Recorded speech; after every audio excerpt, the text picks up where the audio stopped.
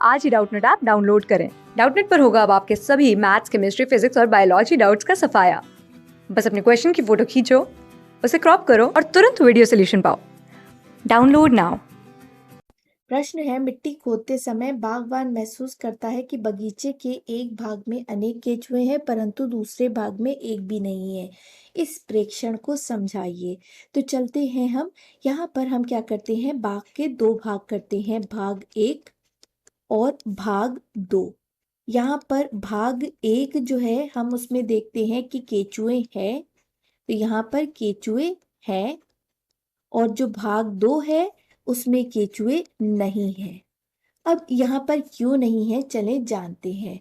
तो केंचुए ऐसे स्थानों पर रहते हैं जो नम हो, मतलब वहां पर वह आसानी से मिट्टी को खोदकर उसके अंदर से अपने पोषक तत्व ले सकें। तो जो स्थान नम होते हैं ये वहां पर होते हैं, और जो स्थान सूखे होते हैं ये वहां पर नहीं पाए जाएंगे। तो यदि भाग दो नम है तो वहां पर केंचुए नहीं पाए गए हैं। दूसरी वजह है कि यदि केंचुए वहीं पर रहेंगे जहां पर क्या होगा, पौधों के छोटे कण उपस्थित होंगे, तो ये क्या करेंगे, ये पौधों के छोटे कणों को खाने के लिए यहाँ पर आएंगे। अतः यदि पौधों के छोटे कण उपस्थित होंगे तो ये होंगे, और पौधों के छोटे कण उपस्थित नहीं होंगे तो ये यहाँ पर नहीं पाए जाएंगे। अब ये क्या करेंगे, इन पौधों के छोटे कणों को खाते हुए भूमि को उर्वरक बनाते हैं। तो यहाँ पर क्या होगा, भूमि उर्वरक होगी या उर्वरता भूमि की अच्छी होगी। तो भूमि की उर्वरता अच्छी होगी जहाँ पर केंचुए पाए जाएंगे, क्योंकि ये भूमि को खोद करके मिट्टी में से जाते हैं पौधों के छोटे कणों को खाने के लिए, और मिट्टी में छेद करते हुए जाते हैं, जिससे क्या होता है, पानी बहुत अंदर तक मिट्टी में जा सकता है। तो यदि होंगे तो ये उर्वरकता को अच्छी कर देंगे, और यहाँ पर जो उर्वरता होगी वो मिट्टी की अच्छी नहीं होगी, उर्वरता खराब होगी। तो उर्वरता यहाँ पर अच्छी नहीं होगी क्योंकि यहाँ पर केंचुए नहीं पाए जा रहे हैं, तो ये भूमि की उर्वरता को नहीं बढ़ाएंगे।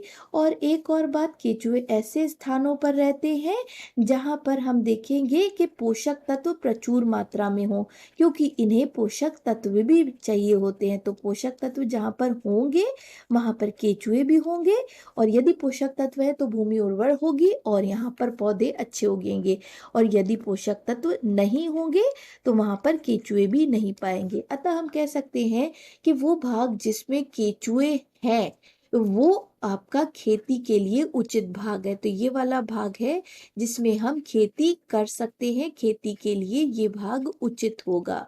क्यों, क्योंकि ये उर्वरक भाग है, यहाँ पर यदि खेती करेंगे तो फसल अच्छी उगेगी।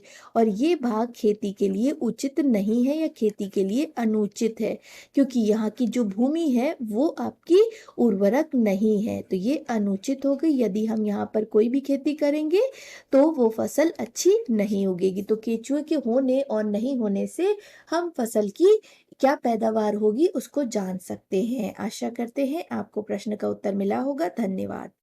क्लास 6 से 12 से लेके नीट, IIT, जेईई मेंस और एडवांस के लेवल तक 10 मिलियन से ज्यादा स्टूडेंट्स का भरोसा। आज ही डाउनलोड करें डाउटनेट ऐप या व्हाट्सएप कीजिए अपने डाउट्स 8400 400 400 पर।